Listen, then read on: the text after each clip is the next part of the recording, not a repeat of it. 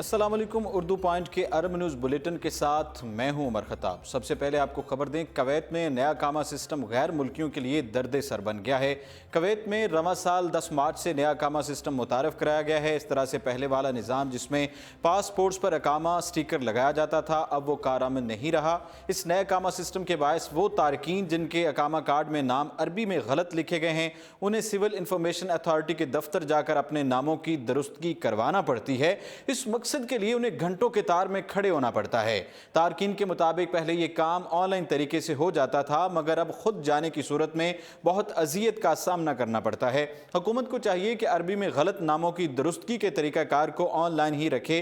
جب اس بارے میں سول انفارمیشن اتھارٹی کے دفاتر میں موجود تارکین سے بات کی گئی تو ان کا کہنا تھا کہ ناموں کا ٹھیک اندراج کرنا اتھارٹی کے ملازمین کی ذمہ داری ہے، اس میں ہمارا کوئی قصور نہیں ہے، مگر ہمیں اس ناکردہ غلطی کی سزا کئی گھنٹوں تک قطار میں کھڑے ہونے کی صورت میں مل رہی ہے۔ اس سے قبل غلط ناموں کی درستگی کے لیے آن لائن سہولت موجود تھی۔ تارکین اپنے ناموں کی درستگی کے بعد اتھارٹی کو بھیج دیتے تھے، جس کے بعد انہیں ان کے موبائل فون پر ٹیکسٹ میسج کے ذریعے نام کی درستگی کی اطلاع مل جاتی تھی، مگر اب یہ آن لائن سہولت ختم کر کے تارکین کو پابند کیا گیا ہے کہ وہ بذات خود سول انفارمیشن اتھارٹی کے دفتر جا کر وہاں موجود اہلکاروں سے نام کی درستگی کا NOC حاصل کریں۔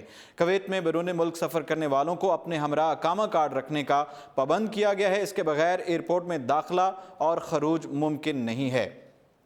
ابھی خبر شامل کریں اور آپ کو بتائیں کہ جنوبی کوریا میں مقیم سعودی خاتون اعلیٰ مندورہ کے سعودی کھانوں اور مٹھائیوں کے ریسٹورنٹ کے اس وقت خوب چرچے ہو رہے ہیں، اور مندورہ جنوبی کوریا میں اعلیٰ تعلیم کی غرض سے 2012 سے مقیم ہیں۔ مندورہ نے بتایا کہ انہوں نے جنوبی کوریا میں آنے کے 8 ماہ کے اندر ہی کورین زبان سیکھ لی تھی، جس کے باعث انہیں وہاں پر اجنبیت کا احساس بہت کم ہو گیا۔ 2015 میں انہوں نے جنوبی کوریا کی ایک یونیورسٹی سے بزنس مینجمنٹ میں ماسٹرز کیا۔ اسی دوران انہیں خیال آیا کہ انہیں سعودی کھانوں، عربی قہوہ اور عربی مٹھائیوں کو جنوبی کوریا میں بھی متعارف کرایا جائے۔ اپنے شوق اور مشن کی تکمیل کے لیے انہوں نے جنوبی کوریا کے دارالحکومت سیول میں ایک ریسٹورنٹ کھولا، جو بہت جلد ہی وہاں پر مقیم سعودیوں اور اماراتیوں کے علاوہ مقامی کورین آبادی میں بھی بے حد مقبول ہو گیا۔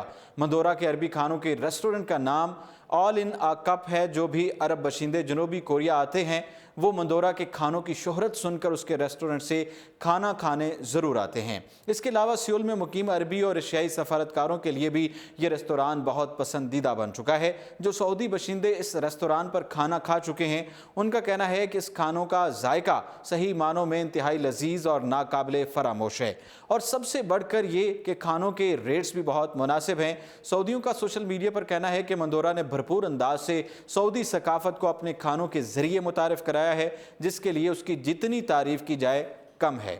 کویت سے خبر شامل کریں اور آپ کو بتائیں، کویت میں گزشتہ 3 سالوں میں 20,000 تارکین کے اقامے منسوخ کر دیے گئے ہیں۔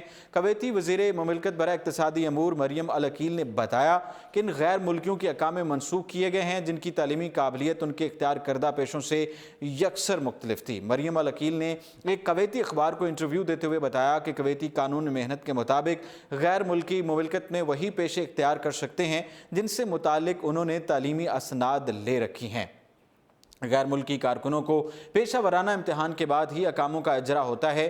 قومی کمیٹی برائے افرادی قوت کو ایسی لاتعداد شکایات موصول ہوئی تھیں جن میں بتایا گیا تھا کہ ریکروٹمنٹ ایجنسیوں نے بہت سے غیر ہنرمند افراد کو گھریلو ملازمین کے زمرے میں بھجوایا تھا، جس کے باعث ان کے گھریلو مالکان کو بہت دشواری کا سامنا کرنا پڑا۔ ایسی غیر ذمہ دار اور وعدہ خلاف ریکروٹمنٹ ایجنسیوں کے خلاف بھی کارروائی کی گئی ہے، اور انہیں پابند کیا گیا ہے کہ وہ مالکان سے لی گئی فیس واپس کرنے کے ساتھ ساتھ غیر ہنر مند کارکنوں کو اپنے خرچے پر وطن واپس بھی بھجوائیں گے۔ غیر ملکیوں کو اقامے ان کی تعلیمی صلاحیت کے مطابق جاری ہوتے ہیں، جیسے کہ ایک اکاؤنٹنٹ کے لیے لازمی ہے کہ اس کی تعلیمی قابلیت کم از کم BA ہو۔ اس طرح کی تعلیمی قابلیت کی خلاف ورزی کرنے والی ریکروٹمنٹ ایجنسیوں کے اقامے منسوخ کر دیے جاتے ہیں، جبکہ وہ غیر ملکی کارکن جو اپنے اسپانسرز کے پاس سے فرار ہو کر غیر قانونی طور پر دوسری جگہ کام کرتے ہیں، انہیں 3 ماہ کی مہلت دی جاتی ہے کہ وہ اس دوران اپنے قانونی معاملات درست کروا لیں، ورنہ انہیں سزا کا سامنا کرنا ہوگا۔ آخر میں خبر شامل کریں، متحدہ عرب امارات میں مقیم لاکھوں پاکستانی اس خلیجی ملک کی ترقی میں اپنا بھرپور کردار ادا کر رہے ہیں۔ اسی وجہ سے امارات میں پاکستانیوں کو انتہائی قدر کی نگاہ سے دیکھا جاتا ہے۔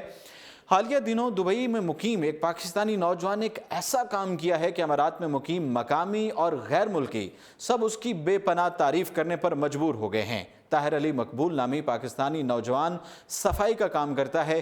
چند روز قبل وہ الصبخہ پارکنگ ایریا میں صفائی کر رہا تھا کہ اسے زمین پر ایک بیگ پڑا ملا۔ طاہر علی نے دائیں بائیں دیکھا تو اسے کوئی بھی وہاں نظر نہ آیا جس سے وہ پوچھ سکتا کہ یہ بیگ اس کا تو نہیں ہے۔ جب اسے مالک کے بارے میں کوئی آثار نہ ملے تو اس نے اس بیگ کو کھول کر دیکھا کہ شاید اس میں اس کے مالک کے حوالے سے کوئی نشانی یا کاغذ موجود ہو، مگر بیگ کے کھلتے ہی وہ یہ دیکھ کر حیران ہو گیا کہ اس میں کئی کلو گرام سونا موجود تھا جس کی مالیت 70 لاکھ اماراتی درہم تھی، جن کی پاکستانی کرنسی میں مالیت تقریباً 3.25 کروڑ روپے بنتی ہے۔ کوئی اور ہوتا تو اس قدر بھاری مقدار میں سونا دے کر اس کا ایمان ڈول جاتا، مگر ایمانداری اور فرض شناسی کے پیکر طاہر علی نے اس بیگ کو اس کے اصل مالک تک پہنچانے کی ٹھان لی۔